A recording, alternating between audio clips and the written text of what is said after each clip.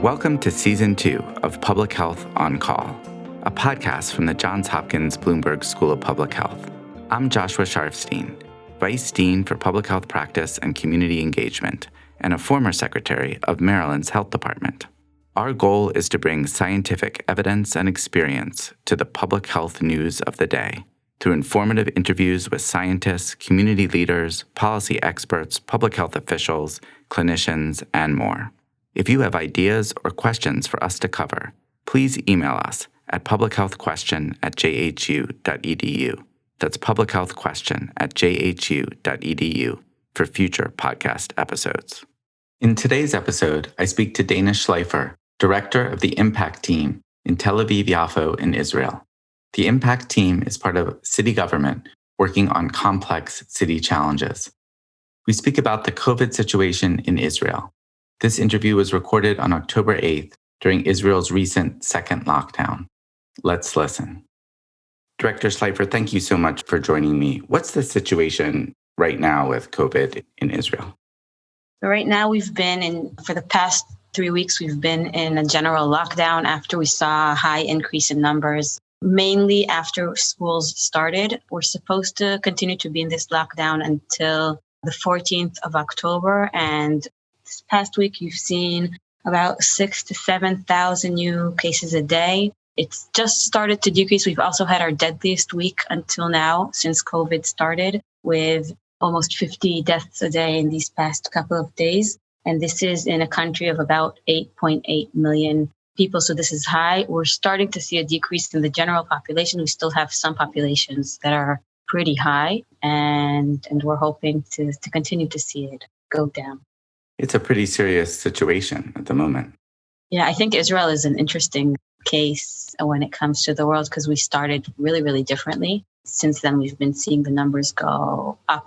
In July, August, we had about 1,500, 2,000 new cases a day. And then when school started in September, they started hybrid and gradually. So we had capsules with up to 18 kids in class, and kids were learning from far away for part of the week and class for part of the week. But still, we started seeing really, really steep increases. So going up to 3,500 and 4,000 cases a day, first in our ultra-Orthodox population and then in the general public. Now, it started much better in Israel when the whole pandemic was beginning. Yeah, it certainly did. I think it started in Israel in late February. And throughout the first month of the pandemic, we had very low numbers of people tested positive. Until the end of May, we'd had about 16,000 new cases in general and less than 300 deaths. The cost for this was high. I think this was mainly due to strict restrictions, which we very rapidly closed everything down. So retail and education and culture and tourism. In the middle of March, we had a few cases in senior homes, and later they were prioritized for testing. And right in the beginning of April, before we had a very strict general lockdown, we had a short but massive spread, mostly from ultra-Orthodox Jews coming from New York and also the Arab community. And during April, which is Passover, so that's a holiday, and I think government was scared of people getting together more, we had a peak of our lockdown. So this was a restriction to 100 meters from home, which I think is about 300 feet. Wow. Going outdoors for essentials and for individual sports. And of course, no schooling. I'll say that we in our municipality took a number of steps during that first wave, mainly to assist all those populations which were getting hurt from the lockdown and from what it was doing. So we had a lot of seniors at home. We distributed about 5,000 food packages, weekly food packages a week through volunteers, and supplying computers to families. And the city waived city taxes for businesses for about 3 months, and also trying to ensure that people have a place to quarantine, especially in migrant communities living in the south of Tel Aviv. So we were really doing a lot then. And I think the situation was pretty good. We did see a number of communities starting to turn to social services, young people without family support, and artists also. So it sounds like there was a very aggressive response and the cases went way down, but the response came at a cost. People were very anxious to open up again. Would that be fair to say? I think that there was a general understanding and belief that this was it was the first time, and people were authentically scared of the situation. I think, except for the regulation, there was also people were acting in accordance to this, and so it was hard. But people, kind of thought of it as a One and done. Yeah. Yeah, if we could focus on this now, we'll put it behind us. Yeah, we're going to work really hard and then it's going to be better. Yeah. And then it opened up relatively quickly after that, would you say? Or I mean, that's what we read in the United States, that Israel did a great job at the beginning and everybody got a little bit frustrated and then things opened up pretty quick. Do you think that's fair? Yeah, I think, in May, after our initial lockdown, it started gradually, but then it was really fast, our opening. I think the biggest thing was maybe the schools, but we also had, malls opened and centers for shopping and, everything kind of went to normal. And I think there was a general optimistic kind of feeling, we'd gone past this. And I think after schools reopened, even though it was in capsules and it was only the younger grades and the higher grades only came in for finals, I think maybe 2 to 3 weeks after this started, we started seeing a high rise in numbers. Yeah, we had an outbreak in a high school in Jerusalem, more than 100 kids and 24 teachers, and we continue to see this throughout the country.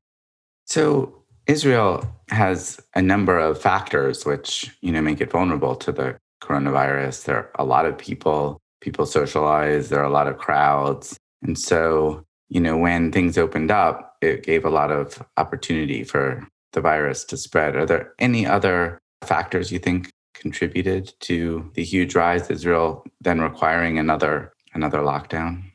When schools stopped in the summer, we still continue to see a general rise in Israel. In Tel Aviv in August, we saw a decline, but still the numbers were higher. And Israel is divided into cities and into a 4-coded color map. So we have cities that are green and yellow and orange and red. And we saw that the highest numbers or the highest proportions were mainly in ultra-Orthodox places. So I think it has to do with people living in very dense situations, housing a large number of people in a house and people meeting a lot of gatherings. We also, I could say in Tel Aviv that the kind of younger crowd of people from the age of 20 to maybe 30 were also socializing more. We saw higher numbers there. And, Let me ask you this question. The United States, we have some pretty serious political divisions, which have arguably fostered the spread of the virus. People have taken, different positions politically about the virus. And as a result, we don't have really a consistent response across the country. Do you think, as you're thinking about the ultra-Orthodox community or other communities in Israel, that there's a similar challenge? Do you think politics in some way has interfered with the virus response? I think politics in Israel right now is divided. There's a very strong sense of division, I think different from the United States in terms of what is considered to be like the general Democratic or Republican or like the left and right thought. But so there's these kind of two stories. One is the ultra-Orthodox population that we just spoke about. And the other is, I think from the beginning, I don't know if it's from June or from July, we started seeing a lot of protests. So our prime minister is right now facing legal charges, and there is a feeling that a lot of the policy made is based on that and not on health and data. And so there is a lot of protesting. There's been a lot of protesting around his house in Jerusalem, and it's spread all over Israel. It's called the bridge protest. So people on bridges all over Israel and also in cars. And we've seen a rise in number of people protesting, and there is a lot of debate on whether this is usually in open places. It's not always dense. And there's a lot of debate about whether this is something that has also affected the number of people positive. As far as I know, there's no data that should suggest that, even though last week government decided to ban protests. So people are allowed only to protest in their kilometer from home, even though those are also being asked to not happen. And I think there was expectation from government in September to start to regulate differentially. So if a city would be orange or red, they would get a certain regulation. And then if a city is green, they could continue to operate, and also to lock down areas that are with high numbers. Now, politically, that did not happen. And so we had people, moving from cities to cities. And I think in August, we saw it kind of like the map was like, we saw areas that were high and areas that were low. And then throughout September, when these differentiating regulations did not go into place, we started, people are moving between cities, people are working in different cities, and we started seeing this mixing and the numbers spread. And I think one thing that a lot of people in Israel think would be effective would be to start that, but that has not been available. So the hope is that this current lockdown will bring the number of cases way down, and then perhaps there could be a more nuanced approach put into place where there are different policies for different levels of the virus. How optimistic are you that that will happen? I think right now, with the numbers being so high, I think a couple of days ago, we were at 6,000 to 7,000 people, as I said, a day. I think our peak was at 12 to 13% positive from our tests. We went down to 11. I think now we're at 8, 9. I think that in the end, first of all, we're still seeing increases in certain populations, but in the general public, we're seeing it go down. So I think that after this lockdown, in the general population, we will see numbers going down. I think the scare or the thing that I'm most worried about, and a lot of people in Israel, is what's going to happen next. I mean, we're not hearing talk about gradual steps after. So this could be effective for the short run. But after we open in a week or 2 weeks, or I don't know how long, the numbers can go up again if we don't have something systematic and gradual going on based on the data. So I'm optimistic about the next few weeks, but still not about the far future. Yeah, it sounds like it's not clear to you, at least, that the problems that led to the big rise after things opened up have been addressed. Exactly. I can say that in Tel Aviv. In Israel, the Ministry of Health and the Ministry of Education and the Ministry of Internal Affairs are in charge of most of our general policies. So cities have kind of a different role. And one thing that Tel Aviv has done this week is open its own pandemic tracing center. So even though our government has, I think we're maybe the only democratic country in the world, but has put in a cellular location information through our country's Shabak, our general security services, so we can identify people who are positive and who they were next to and send them to quarantine. And also we do have epidemiological tracing in Israel. I think about one tracer per 10,000 people. We're seeing right now that most people are not getting informed. And so the city decided to start its own center. It has 100 people working 7 days a week doing tracing and also making sure people have places to quarantine. And we've also opened this week new centers for testing, for free testing for anyone who wants in the south of Tel Aviv. So we're also hoping that as a city, we can kind of advance that. Right. Well, I wish you the best with those efforts, and I hope that things get better for the country soon. Thank you so much for talking with me this morning. Thank you, Josh.